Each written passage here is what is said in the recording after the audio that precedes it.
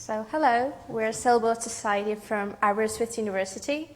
My name is Darya, and today I'm going to talk about what we have done and what we are doing so far. We are a team of students who are building fully autonomous robotic sailing boats. We're aiming to compete in Rolls Sailing Robotic Regatta and Rolls Robotic Sailing Championship. We've been in many competitions around the world, such as WHRC in China, where we came second in our class.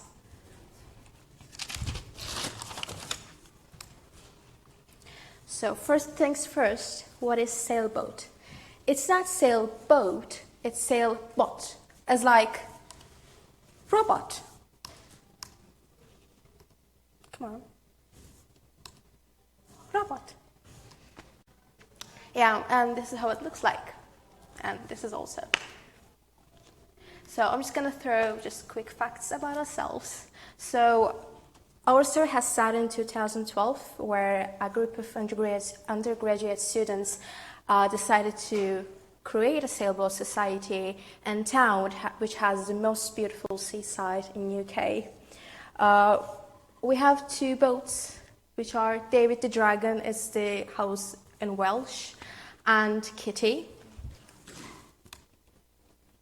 We're using Raspberry Pi as the brain of our boats, of course, and this tiny cute little computer runs the version of Debian and our software to pilot our boats. And of course, there's nothing as powerful as a mother's love and nothing as healing as child's soul. Or should I say, there's nothing as powerful as a good programming language and nothing as healing as a bug-free software. That's why we use Python. We're using custom-designed open-source hardware, not for all of them, but we use for this polystyrene boat. It's called Captain Morgan. And we're using BoatD for managing the control system of our boats. This is how David the Dragon looks like, and this is how Kitty looks like. I'm going to talk about them in details. So David the Dragon, it's designed by Paul Miller, which is a former naval architect from US Naval Academy. He designed us a better version of boat Moop, and he called it Maximoop. It's 1.2 meters long. And in terms of performances, it aims to 1.5 to 2 knots speed in normal situations. It can be sailed in 90% of the world's water.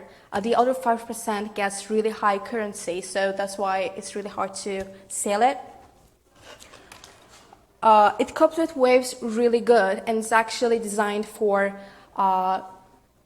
crossing the Atlantic. But it hasn't been succeeded yet, but it's crossed 500 miles so far.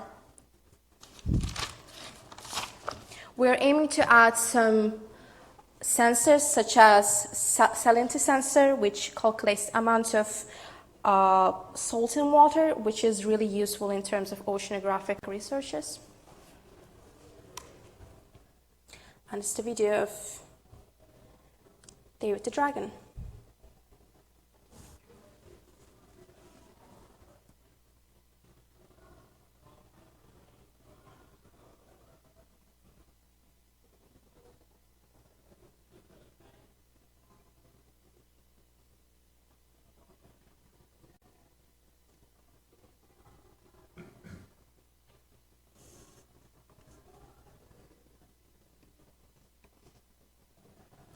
And our second boat is called Kitty. Kitty is a cat-rigged boat, which means that it has a single mast, stepped well forward, and it has only a single sail, which is behind the mast. And this kind of boats are also called cat boats, which you can see how creative we were with naming this boat.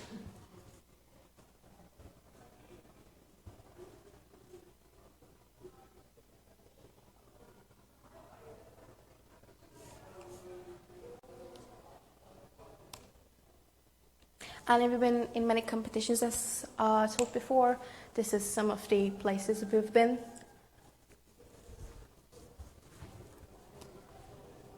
and what we're doing now. So we have this competition called Experimental Polystyrene Boats Competition 2020 in ABERYSTWYTH in our pier. And this is one of the boats that look like in one of the three teams. This competition is aiming to introduce sailboats to new members of AberSailbot. Each team has to build a boat, and most of the materials are included, such as the electronics, the hull, materials for the mast and the sail. And students are required to 3D print rudder and lots of stuff, and install operating systems, software, the servo, vice versa. This is how the polystyrene looks like. We cut the piece, as you can see here, to place the waterproof box for electronics. And this is how the killer bracket looks like. Of course, we 3D printed it in our makerspace facility in our university. The gooseneck, the rudder, and this is how the boats look like. This one is the same as we brought today. And this is the workspace. And why you should invest in a robotic sailboat? Well, it can be used in a long-term oceanographic survey, which directly refers to environmental crisis research, and it can be used for routine monitoring of water quality and tracking of marine animals. Of course, they're not the only ways of using sailboats. This technology dramatically cuts the cost of ocean research, border security, and surveillance in rough waters.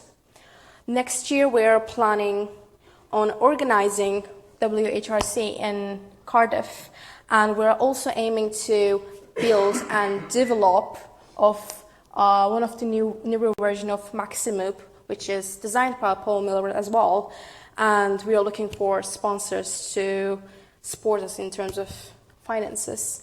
You can find us by our website, and it's our email address, and we're on social media as well, Facebook, Instagram.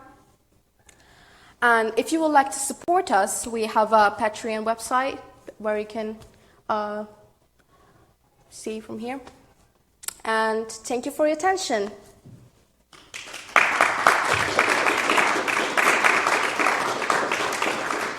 Any questions so far? Yes. Yeah, so how is it controlled? Is it autonomous and it can take care of where it's going and trimming its own sails, or are you there with a remote control? We do not use any remote controls. It's, as far as I know, if maybe Colin will answer this question better than I do. It's autonomous? Yeah. So you tell it where you want it to go, it's got GPS or something? Yes. We do sometimes have autonomous controls as backup emergencies, but it's actually really difficult to bring the control when you're in this way, because you can't really see what's happening. So does it have to be smart enough to know that it's got a tap if it's got to go? Yeah. Okay. Well, that's in the code already. So it's worth the waypoints and that's following the angle given. That's the waypoint. So it knows if the waypoint directly is going to have a tap, but if it's down, then that's run. Following the winds, taking into consideration the winds as well. Doesn't take into consideration the current. Right. So can be long away following the helm and spread other parameters. But that is a feature you couldn't do. You couldn't do it, couldn't it? Yeah, for example, we would put this one to the ocean just for this reason. Wouldn't survive long. That one has been for. The problem with the current is it just takes you off course. But if you have enough computing intelligence, it could probably work out what's happening. Yeah. Could be an extra. Yeah. I'm not saying it's trivial, but it sounds possible. Yeah. That's probably been done by some of the team because there is a transatlantic challenge. That's why this helm has been created at first. And it has been done by some of the competitors not long ago. They managed to cross the Atlantic, probably taking into consideration this type it's more often you see some books lost around because of the currents. Yes? Well, you said the boat was powered by a Raspberry Pi. Does it need any waterproof covers? Of course, we use a waterproof box, and it's placed here. Yeah, I won't take it off. I'm just showing. And we just put in like all the electronics in there so it won't get leaked and stuff. Yes. How do you charge the batteries for it then? Does it have like a windmill to No, we're just using the batteries. it's Like, a non-life battery that's Yeah. yes. Will it avoid obstacles? yes, we do. We have sensors. Yeah, we're trying to. How do you know where the obstacles are? Has it got cameras with a camera? Camera, Jetson, and what's the name? So is it doing image recognition Image recognition. on the Raspberry Pi? On the Jetson. There are three. Yes. It's more powerful than the Raspberry Pi. It's more expensive, and especially as it's run out of images. One image every 5 seconds. Could you have a simple object recognizer on the Raspberry Pi, which is looks at like coloured things? So if you get to the colour, it sees that there's an obstacle. I don't think you properly tested it. No, the plan was to do it for one of the last competition we went to, which we went there with all the things and it didn't happen. Very tricky.